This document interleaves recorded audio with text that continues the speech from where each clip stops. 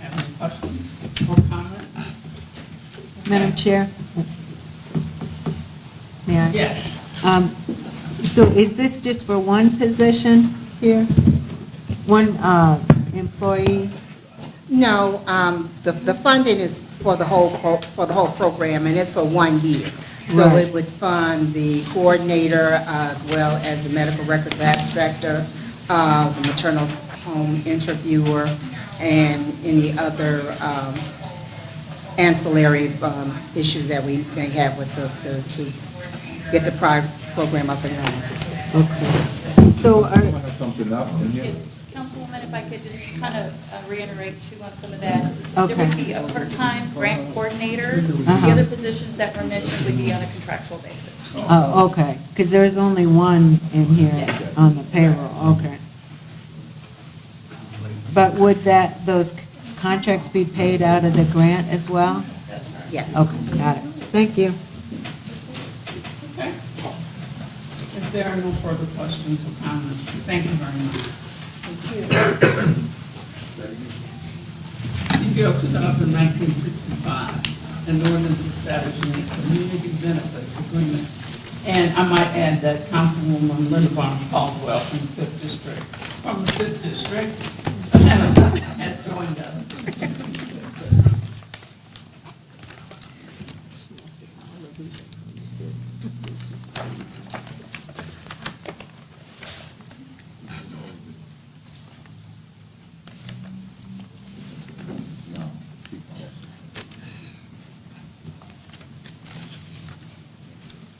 Who's doing the overview? I don't know who's going to do the overview. I sponsor that. I'd be glad to do the overview. Okay. All right.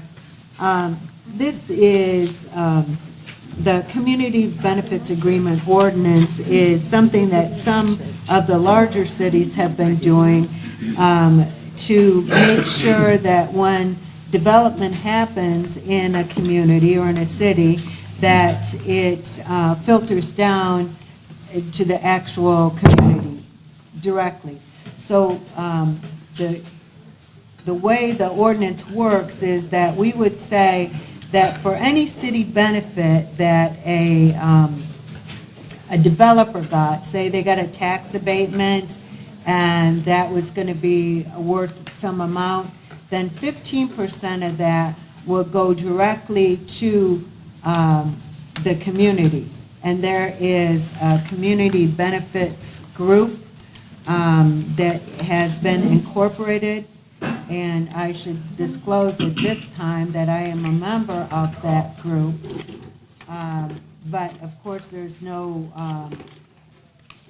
pay or any pecuniary interest that I have in serving with that group. But what would happen is, once the city benefit came in, then it would trigger in the 15% community benefit, and then it would go to the city administration and the community benefits group to determine how that benefit, community benefit, will be used in that area, and usually it will be used in the impact area, depending on what that is. I have some people who are up here to speak on it, who have worked on it with me and are also familiar with what's been done on other cities. I can say that Carolyn McCready was able, one of the members of our community group, was able to get with the city of Detroit and send them a copy of it, and they were able to add input and, things that had worked for them and that may work for us as well. So with the chair's permission, I would turn it over to Ms. McCready Thank you. Thank you, everyone. and others. We are so glad to be here tonight. We started this project last May, and we've been working very hard to make sure that we have the very best possible community benefits agreement for the city of Gary that will change the way development happens in the city. If we look at all the money that corporations get and developers get for coming to the city of Gary, we have to also look at what have the people received in return, and in regard to jobs and or community improvements. And I think if we're honest with ourselves, we can see that there hasn't been much of that. And so what this ordinance does is change the paradigm, because it puts front and center the issues of local hiring, training, and community benefits, something that has not been on the table before because the voice of the people was absent. And so we're not saying that everything was terrible that happened before, but we're looking forward to new and better times. I want to say, and I want to give honor to Reverend Cheryl Rivera. Many of you know her. She was for many years heading up the Federation, and a decade ago she began the fight for a community benefits agreement. And we have been working on it ever since. We actually got the RDA several years ago to agree that 20% of all jobs on RDA projects would be filled by local residents from Gary. We were able to do that. That's about as far as we got. We never got to this stage. And I want to say to you tonight, Reverend Rivera, that we love you and appreciate you so much for all the work and time and courage that you put into the fight for economic justice in the city. I would like to read now a statement from our State Representative Reagan Hatcher, who is also a member of our committee. She says, I am very pleased to support the Community Benefits Ordinance tonight because it brings the voice of the people to the table, stresses local hiring and job training, as well as benefits to the community. It is a win-win for all of us and an enlightened way of looking at how communities prosper and develop as a whole. I am proud to have been part of the process in bringing this ordinance forward. So with that, I will introduce a few more members of our committee to you. First is Dr. Vanessa Allen McLeod of the Urban League. Thank you. To the chair, Mary Brown, and all of the council members and the listening audience, I'm just thankful to be here to support this community benefits agreement. It says something for us to collaboratively work together to make a difference. And the difference that we make will impact the lives of the citizens of Gary. So I hope that we will continue this dialogue and move forward because it is a positive opportunity for the city. I have a statement that I'm going to read on behalf of our Senator Eddie Melton. I've supported the work of the community for the Gary Community Benefits Agreement from its inception. I believe that this ordinance will set a new path for us in the city of Gary that will allow for workforce development in a stable and sustainable way.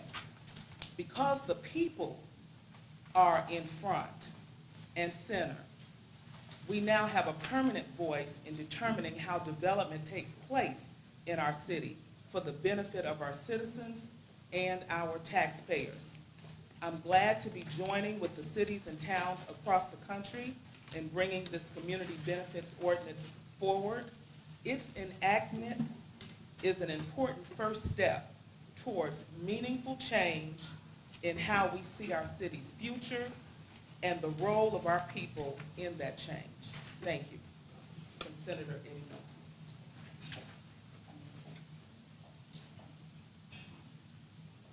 Good evening, esteemed council and citizens of Gary.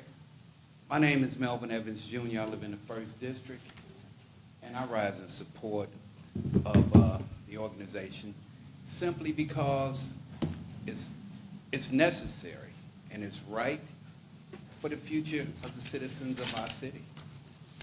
Simple as that. It's something that needs to happen, and it needs to happen now. We always talk about tomorrow, but guess what? Tomorrow is now. Thank you.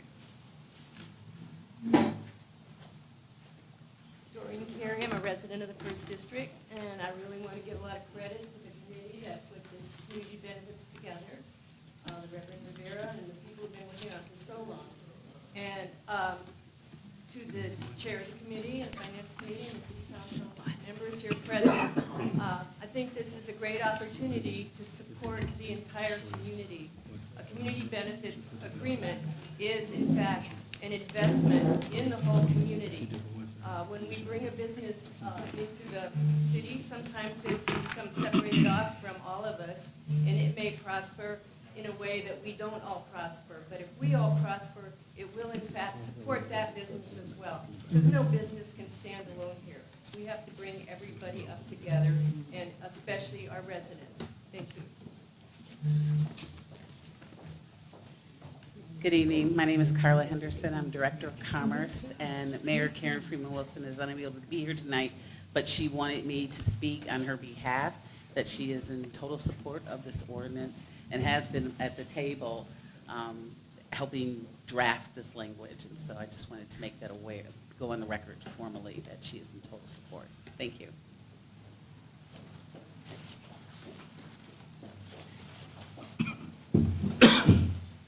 Madam Chair, Yes. I just wanted to commend this group on putting together this legislation. We often receive complaints in regards to how our residents are treated when large contracts go out and we don't see anybody from our community working on these projects. And it is just delightful to see that someone has remained at the wheel and continue to drive this. So we appreciate all of you who have been working on this, and I am in total support. Glad to see the living wage language there, and I really wish that you all had highlighted a few of the, particulars of it. But anybody reading this would be pleased to know that we are working to secure positions for our residents here in the city of Gary. So thank you. Thank you. Madam Chair. Yes. Good evening, everyone. I too support this strong piece of legislation. I had the pleasure to sit down with some of you in the past, and I think you've done an awesome job making absolutely sure that the people in this community are going to be well represented, that all the issues that need to be addressed will be addressed in a timely manner, and there will be some accountability as we move forward. And so I will be right there with you to support that, to make absolutely sure that when things occur, if you need us, and even if you don't, we'll still be there. So we want to make absolutely sure. Thank you. Thank you. Madam Chair? Yes.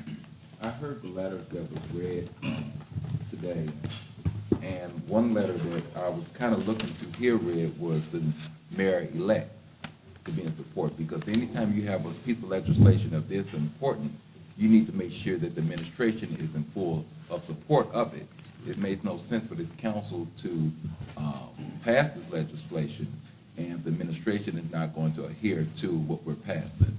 So I would really like to heard some type of letter of support. I heard the current mayor is in support, but I would like to hear from the mayor-elect where he stands on this piece of legislation.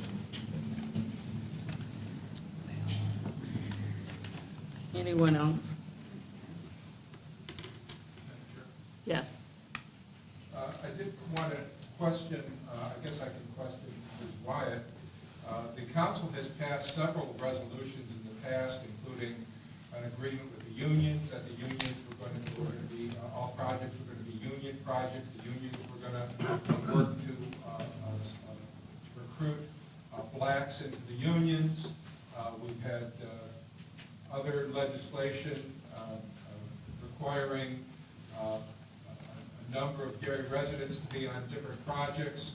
And I'm just going to ask Ms. Wyatt, or I guess Ms. Wyatt, that although this is being referred to as a first step, the city's had this problem for if I were to say 40 years, I'd probably be wrong because it's 50 years.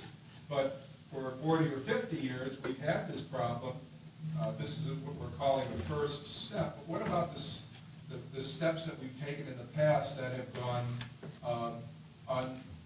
that have not resulted in any meaningful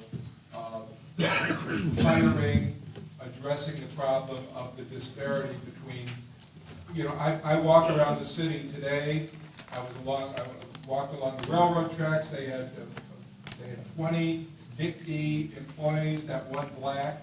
On other projects, I see the paving crews, no blacks. I go to the airport, I see all the work being done at the airport, no blacks. I go to the sanitary district, the contracts are let, no blacks. I see plenty of outside companies riding around the city doing work, no blacks. So I'm wondering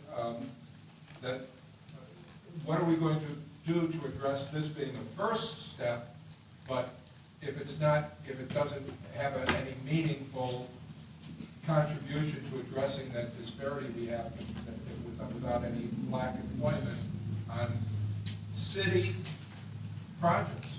Mr. Nowacki, I really, for a change, I concur with you, okay? We've had this discussion before.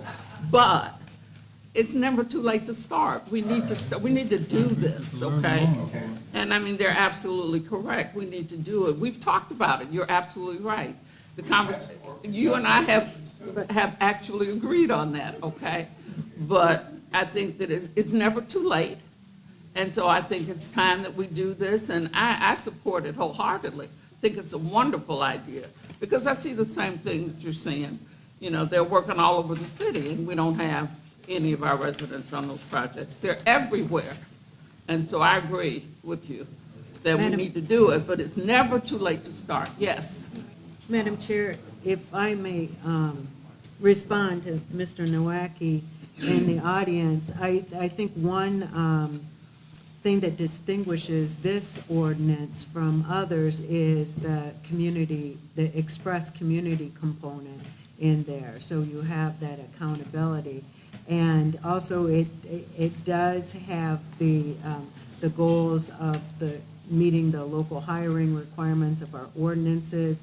But I believe that the biggest thing that differentiates this one from others is that you have express community involvement by representatives of the community at the table.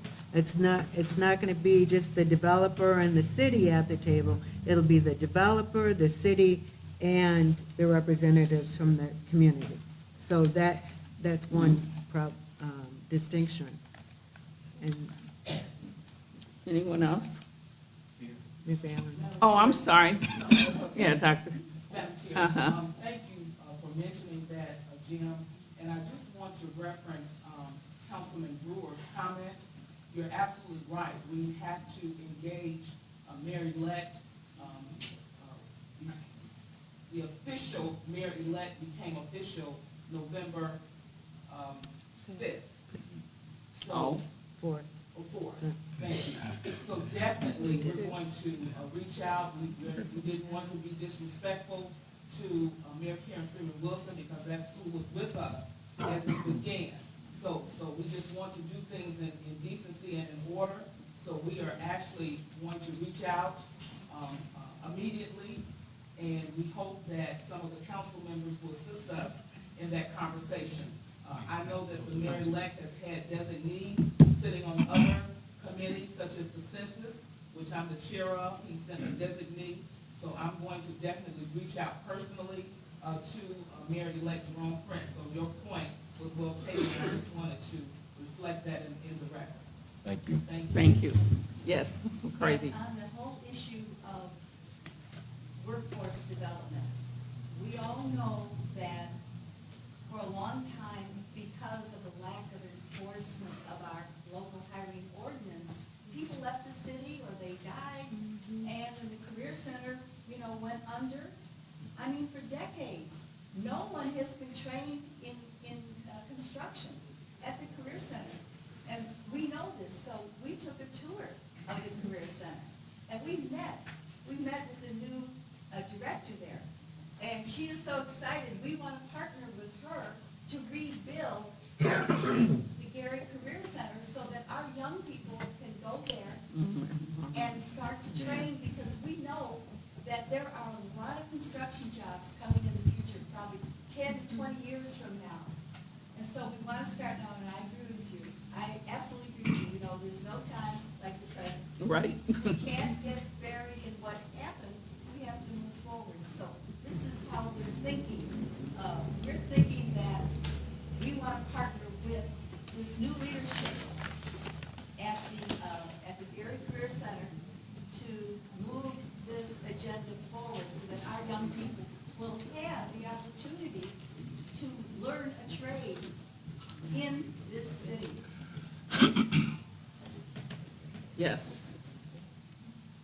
My concern, being a public housing resident for over 20 years, I'm hoping this doesn't start off with a huge momentum and then slow down. There are some people, Bentley Ellis, Quabana, they were individuals that tried to bring out for the longest a need for something like this. When Ivanhoe got ready to be shut down, there was a program put in place for residents to be trained in construction, but there were some obstacles. Also, the Housing Authority Board, before HUD took over, had made a resolution involving Section 3 and stated that if the contractors who received the contracts could not find individuals qualified, they were supposed to cut a check to provide money for training so residents could be qualified.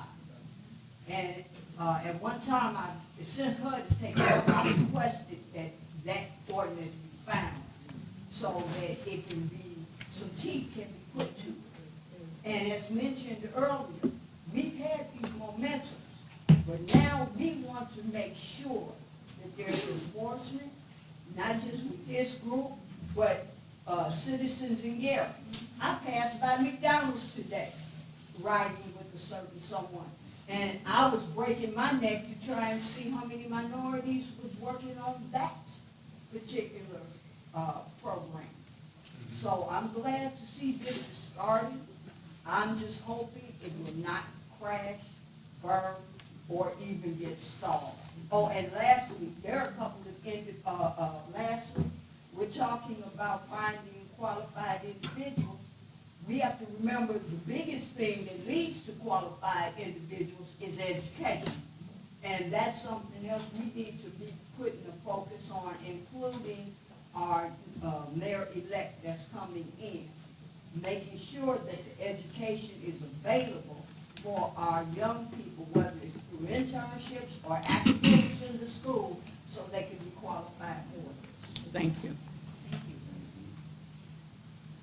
I'm glad to see that this is finally an issue that's being treated with seriousness, because as you alluded to, many people brought this issue repeatedly before the Common Council, and oftentimes their concerns were treated very disrespectfully.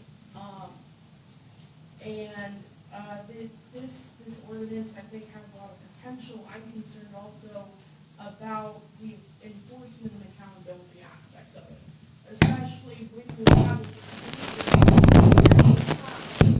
people appointing other people who are appointing other people who are appointing other people, and then language where enforcement is about consequences which may or may not happen. And I think that's where the potential for things to slow down or lose momentum kicks in, especially when there's accountability that's possibly internal or between the government or between, a committee and these developers, but not necessarily transparency back out to the public. How does the public know that these goals are being met? How does the public know Because when the public, you know, their only kind of meter of what's going on is to kind of look outside and see what's going on, and then the public tries to report back, hey, I think something's wrong, we need to attend to this. In the past, when members of the public have come here and said, hey, we think this is a problem, can you guys attend to this, can somebody take this seriously? Oftentimes, those kinds of concerns have been met disrespectfully. And I'm glad that some individuals have started to take that seriously, but we have no guarantee that that's going to continue in the future. Well, to answer your question, that is why every project will have a compliance officer. It's built into every project, and that compliance officer will be focused solely on that one project. So there will be accountability. But that's for larger projects, though, is it not That's over for a any certain? project. Any project. Okay, because it sounded like, when I read it, the compliance officer was for projects over a certain, okay.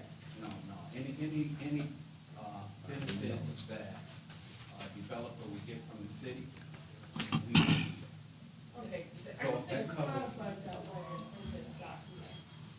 I'm looking at section 6, number 2.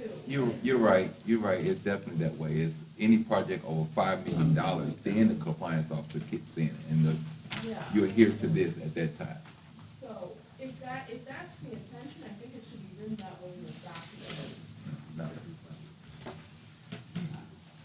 Yeah. Feel free to look at it. That was a compromise that we reached in our discussion.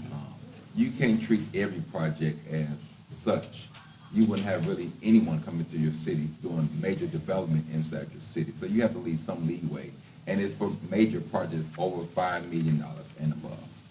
If I may clarify that, these are construction projects. Yes. These are not, you know, if someone wants to open a small restaurant or a dress shop, that's not what this ordinance addresses. This ordinance addresses construction projects. So a $5 million construction project is relatively small anyway. So that's what we thought in constructing this, that would be like the threshold. Okay. Yeah, these are construction projects. So, and that brings me to another concern that I have, and that's kind of in general with kind of how we write things in general around here, but also with things. And this in general is better than a lot of things. So thank you for that. Okay. Sometimes it's very elusive, confusing, but, yeah. Mr. Booth? I think what we understand for years, we've had fights, compliance. So compliance officers come here, say that I compliance. What happens next? What's the enforcement mechanism to make these people do recognized citizens of Gary? What's going to happen if they lack compliance? Madam Chair. How are you going to make me? Shut up, man. There is a whole, Because this has been done in the past. there is a whole penalty section here. Madam, Yeah. and you can do- okay, Yes. Go ahead. okay, so the way this works is that you have a compliance officer. That compliance officer is appointed through the executive, through the administration, through the executive branch of government. Right now, we do have a compliance officer. Her name is Tammy Davis. She works out of the Gary Sanitary District. Her responsibility is very similar to what's going on here. And depending upon what the mayor-elect, depending upon whom he selects for this position, they will have similar responsibilities. And so I would just like to say, if you wanted to work on this piece of legislation, you should have got with, I'm sorry, I didn't want to break it down like that. But I appreciate the work that you all have done on it.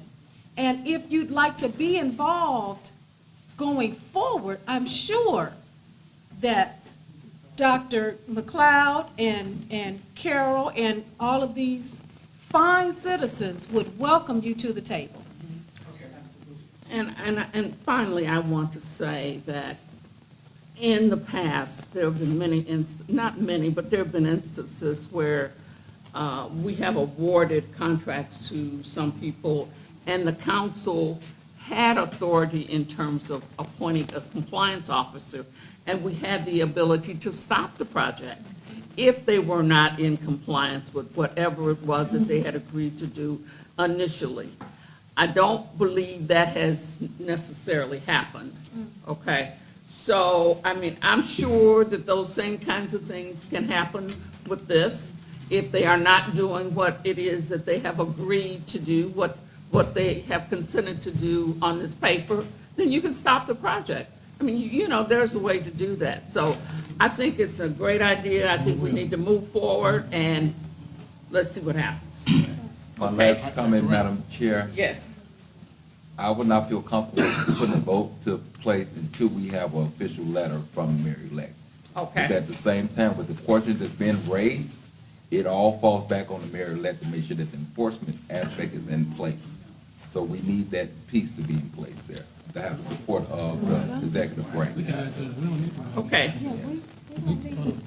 We'll take his letter, but we don't need. Well, Yeah, I would, with all due respect, I would like to say that, you know, while we want the mayor-elect's support for this, I don't see why we have to wait to pass it before he takes office, because it is something that we've been working on for 6 months, and it is something that the city needs, the city wants, the people need, and I don't think that it should be held up, delayed, or whatever. Well, Mr. McCready, I understand exactly what you're saying, but it's no different than what this council has said before, where it came to the city budget, want to have input on the mayor-elect that's coming in, and I'm in agreement with what you're saying.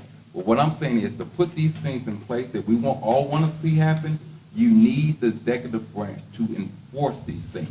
I don't want to just to pass something, just to say we pass it, and it goes on deaf ears. That's the only thing I'm saying.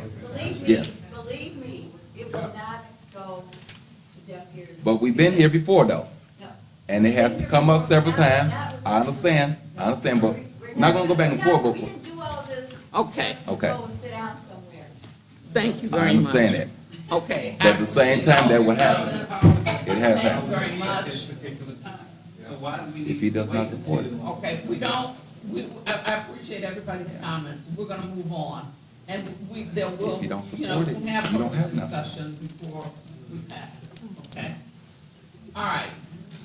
Finally, on the agenda, CPR 2019-09, which is a resolution about Gary Common Council in regard to the Gary Community School Board. Madam Chair. Yes. I am going to ask Attorney Tracy Coleman and President of the West Side PTA, Mr. Robert Coleman, as well as his position on, he's 3rd District, okay, on the school board, on the Gary School Board at this time, to please come to the podium. And we do have some more West Side parents here, if you all would like to come to the podium at this time, and then you'll be speaking after Mr. and Mrs. Coleman. All of these people have contributed to this resolution. I just have the honor of presenting it. And it works so well when people get involved and go ahead and put the thing together. You don't have to do too much work anyway. Okay, thank you so much for coming, and if you all will give the overview. First of all, I would like to thank Ms. Brown, the rest of the representatives that's here today, in attendance and in media land. First of all, and Ms. Sparks-Wade, thank you kindly. First of all, we stand here today, me and my wife, in different shades of red, in support of the teachers at their Red for Ed Action Day, which is today. All right.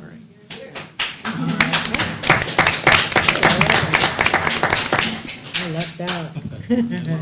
Also, my name is Robert Coleman. I'm the president of the West Side Leadership PTSA, and I'm also the 3rd District School Board Advisory Representative. We're here today to talk about the situations within the Gary Public School System, and I would like my wife to explain it, Attorney Tracy Coleman. Thank you, everyone. Good evening, Councilwoman Brown, and also thank you so much, Ms. Sparks Wade. We get to connect as moms. So as a mom, you're doing dances, you're doing field trips. So as a mom, it's all about the kids. And so I'm so thankful for her and our PTSA members and everyone who has a heart and a passion to help our children. Because you only get one shot to educate them. Because when they're grown and those opportunities pass, they're gone forever. So what the Westside PTSA did, we have a lot of parents that said, hey, we want to address the issues. And there's 3 urgent issues that we're asking that people address. And then that means we're going to have to go to Indianapolis because a lot of the decisions that are being made that's impacting our educational system, they're being made in Indy. And so this resolution, it goes over some of the issues in Gary that led us to where we are today. And as a parent, as a volunteer, when you see those children, you know they need answers today. So even though we lay out that, yes, Gary had a segregated school system, when they repealed segregation, we went from 20 to 40. Because the reality is people didn't want to integrate. But that's not our children's fault that our community was overpopulated with schools. The fact is that now we have one high school. We have Westside. So there comes a point, fix what we have. And part of this resolution is to say, hey, we want local control back. Because we're Americans. When did it become American that you conquer communities with financial problems? That is so un-American, and it's against everything that stands in our democracy. The reality with Gary schools, you lost about $84 million with tax caps. With U.S. Steel, we know our corporation went from $66 million a year to about $14 million a year. And then we also know the reality of charter schools. We do have a council of charter schools, not of charter schools, but a council of PTAs, which includes charters and private and regular, because in the end, we all want to connect and help these children. But the reality is, we've lost about $250 million, if not more, because we had a proliferation of them. And then when some of those charter schools fail, it would be nice if we could say, hey, can we have our $15, $20 million back? But we can't. So the reality is with this resolution, there are tangible things that the state of Indiana can do to help our children now. We need local control. We need the forgiveness of our debt. Yes. If they forgave charters over $91 million in debt, our state did with a pen, they could definitely give their help and the support to the Gary Community School Corporation. And the third part, we're forgiving the debt, returning local control. The third part is fix Westside High School. Fix it. You got the money to fix it. We're in a state with a surplus. And then when you look at those children and we say we want our swimming pool fixed, hey, we might have the next Michael Phelps in there. So we know our kids are great and talented, but it's a matter of resources. We got a nature preserve behind Westside. The roof needs to be fixed, but that takes money that our district, we don't have it, but we know the state does. And so that's where with the Common Council, please help us. Our community, let's come together for our kids. So when we pass stuff like this, even if you pass it with your church board, your sorority, let's all just say the same thing. So Indianapolis can see, hey, Gary is united. It's a financial problem, but like I said, we're Americans. You don't conquer American citizens when they have financial problems. So God bless you, God bless America, and thank you.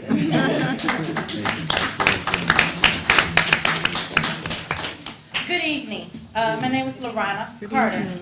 I am the Vice President of our Gary Community School Advisory Board.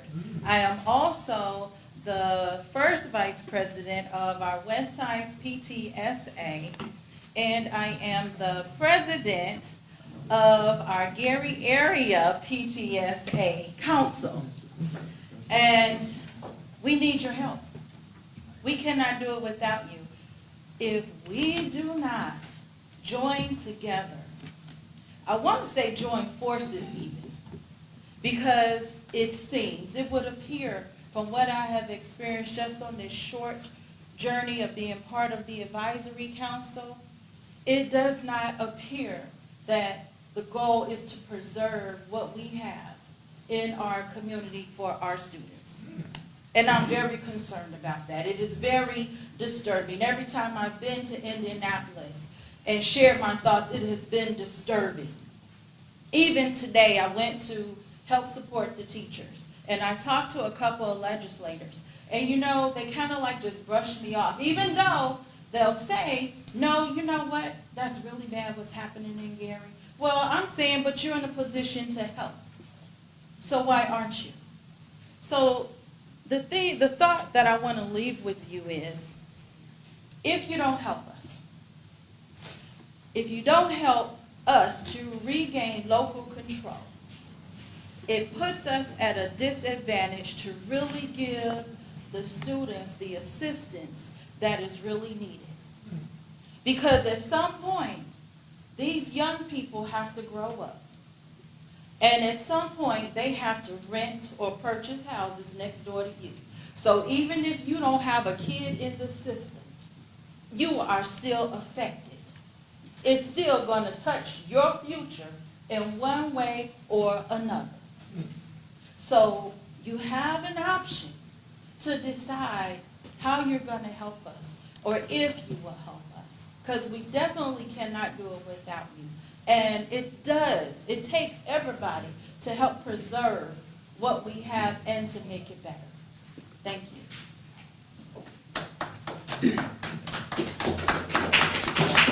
Thank you this evening for the open ears, and we thank you that we are able to lift you all up in prayer for the unity of the body of Christ. And when I say the body of Christ, I mean the people that want to serve the living God and what his cause is on this earth. Starting with myself, Patricia Brown, Reverend Patricia Brown, for those of you who know me in the church. Also mother, grandmother, great-grandmother, native of beautiful children from Gary, Indiana, making an impact on this world. Native of grandson, making an impact on this world. He's working for Lockheed Martin. He's the F-35 system jet manager located in Orlando, Florida. Those are rare positions, but Gary, Indiana holds that position with their natives. Let us say what else our children are doing throughout this world, let alone the country, coming out of Gary, Indiana. I'd like to thank you for your cooperation. We are trying our best to unite the parents. The parents are hopefully hearing this broadcast and realize that we are here representing them. Whether I have children in this school or not, I have never neglected school children because it's part of my life. I was taught that way in East Chicago, Indiana, by my mother, Mary Louise Hayes. There have been schools named, not after her, but people that she have pushed through her lifetime. She has fed the hunger. You know, that's just in our blood, to care about people who are being neglected, because the low one on the totem pole will be the ones that is going to take the action later, and you believe me, you want them on your side, because they've got reason to scream and to holler and to take up because they've been neglected. So we certainly don't want to see our students that's in our public schools right now being neglected the way they are, being in substandard buildings. They are being cared for by their educators. The educators are doing the best support that they can give them. Make a long story short, like my mother said, united we stand, divided we fall. Thank you.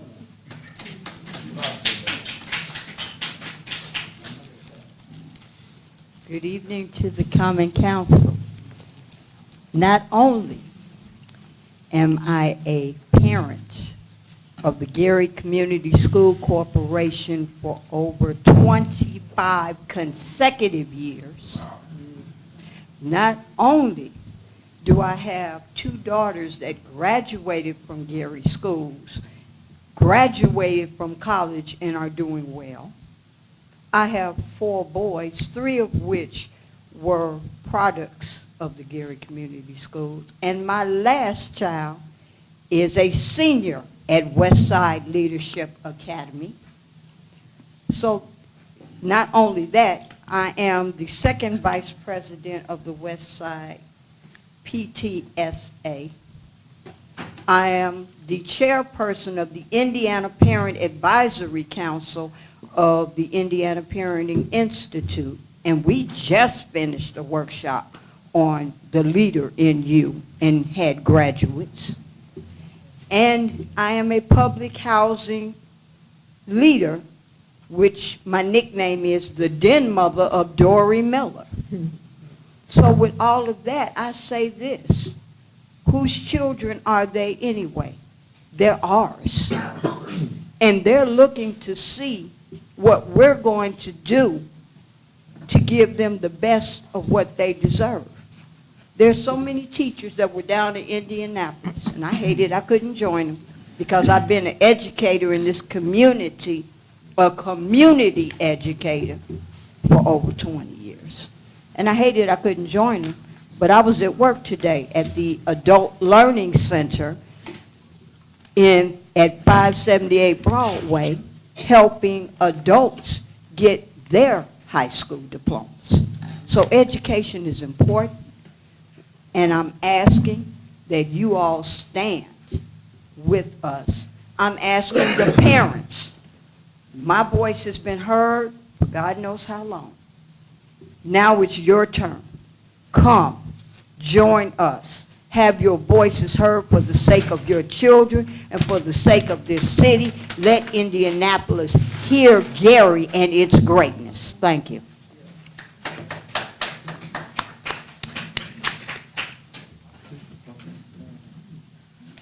Good evening. Thank you for allowing me to come up here and speak. When I came up here, I said, Lord, give me what to say. Because a lot of times when I come up here, a lot of already has been said, a lot has already been heard. So I said, okay, give me something to say. You know, my little person. And what I do, I speak positive. I tell my children, speak positive. Put positive out in the atmosphere because it's already enough negative going around. So even when you don't see your children doing so well, and you could just wring their neck, oh, I know the feeling. But anyway, speak positive. And I looked at him and said, I want to go, Mom. I said, okay, all right. So when I got up here and I said, okay, I'm speaking, I'm asking also that you help us, you know, with repairs of Westside and everything. But I'm not only doing it for who's there, I'm looking at who's going to be there, like him, you know, like other little people like him that's pretty much in their innocence and that are willing to learn and that really want to learn at this stage. And we want to keep it that way. So we got to think when we're trying to help the school, we got to think about not only repairs, let's think outside the box and say not only let's look at repairs, let's look at a brand new high school. Ooh, how? How are we going to do that? You know, when you have faith, it's not always about knowing how. It's knowing that God can make a way and believing that it's going to happen. But we need to think outside the box. Many surrounding areas that were not even doing as well as we were doing at one time got brand new schools built. I'm not even content with just saying fix Westside. I want Westside fixed, and I'm saying this to the state that came over here and made things worse and made things better. This is some of this going to them. I want Westside fixed. I want Word Emerson reopened and a brand-new school. Wow. Now, I don't care if it sounds outlandish. I'm going to speak it, and I'm going to continue to speak positive over us. We ask you, parents out there that's listening to the broadcast, we ask you to join your local PTSA, PTA, join whatever organization that's going to try to help make your education for your children better.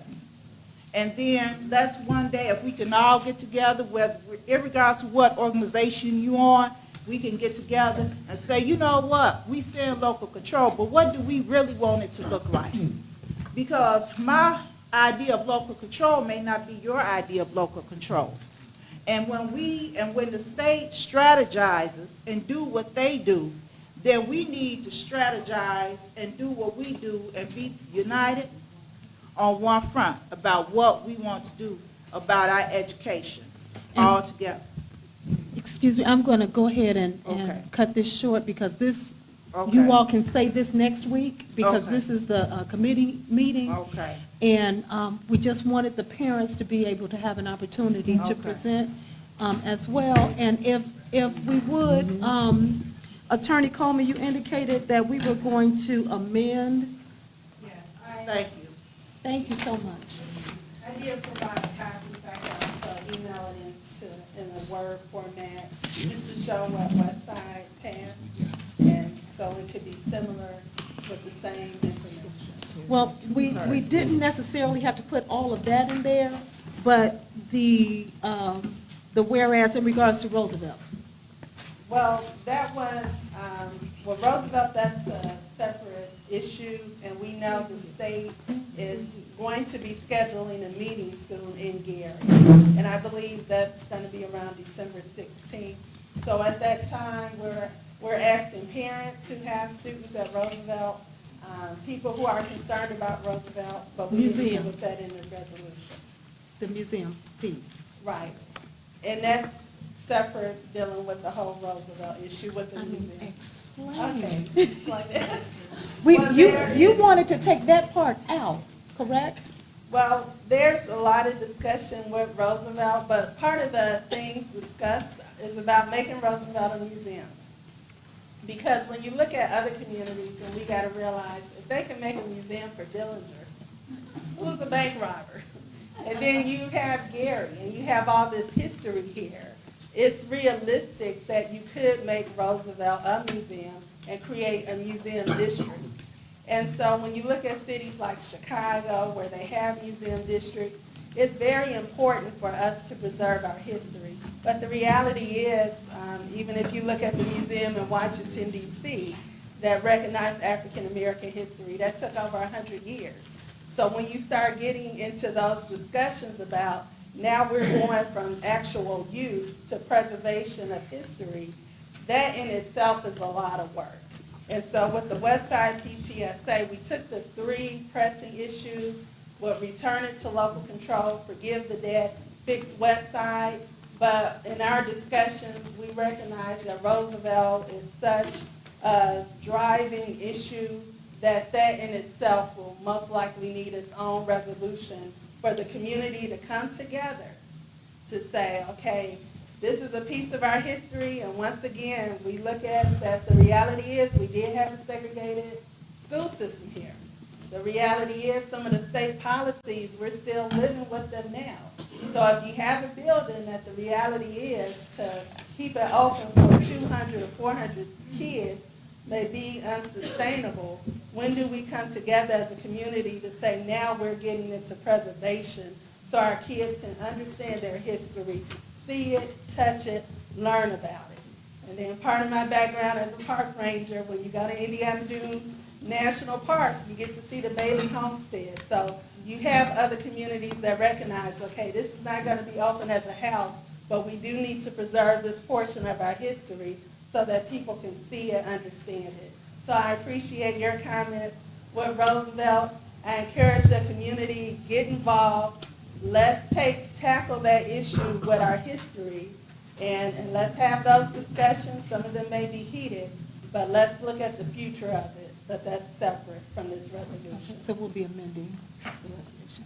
Okay. Madam Chair, Yes. I would just have to ask it to come back to committee, because I don't know what we're looking Going at, the to, resolution. right, I because will. It's totally different than what we have before us on the resolution. Then we got another document here, and it talks about the U.S. Steel dollars and things of that nature, and we haven't even hit on anything in this document here.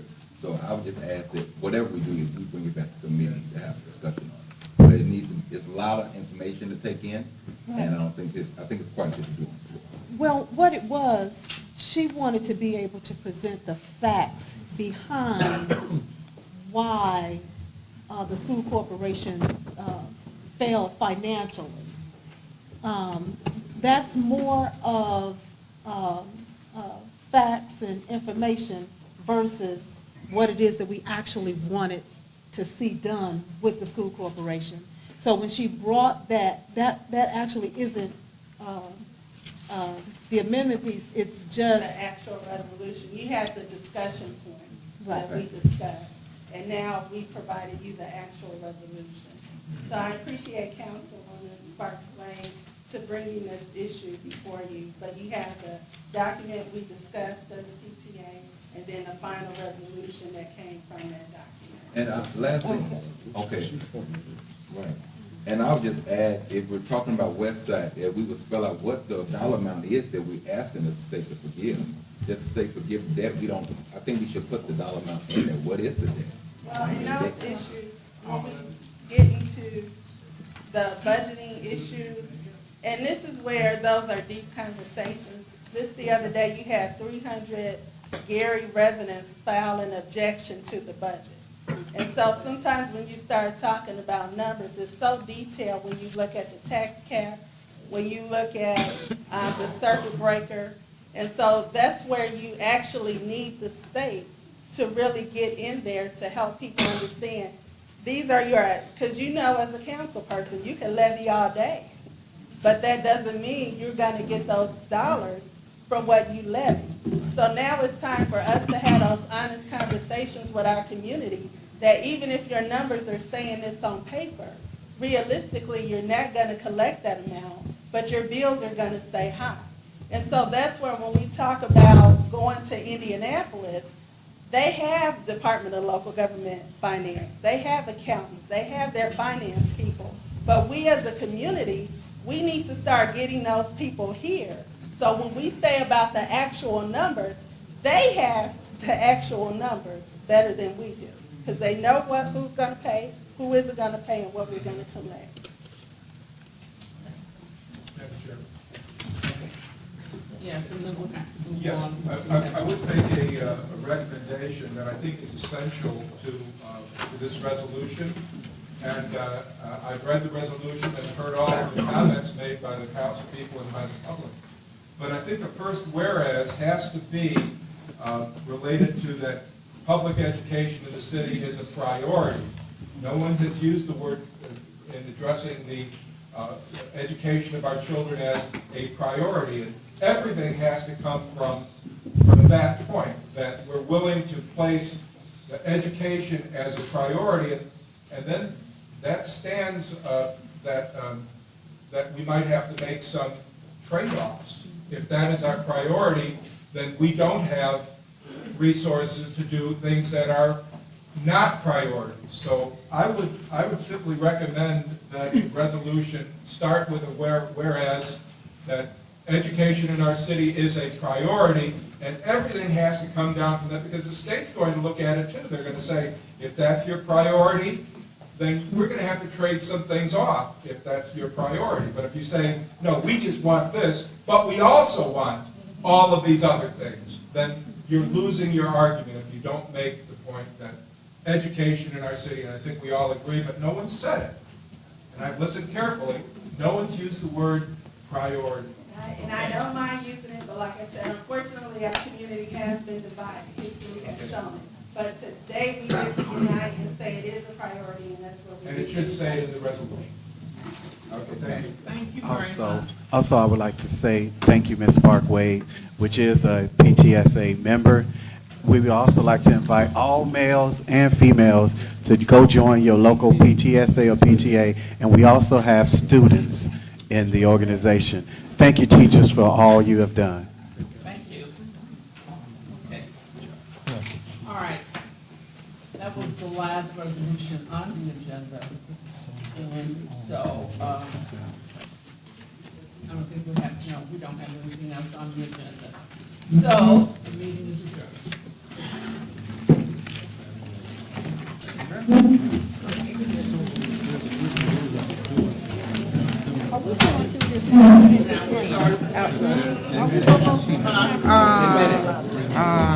No. Thank God.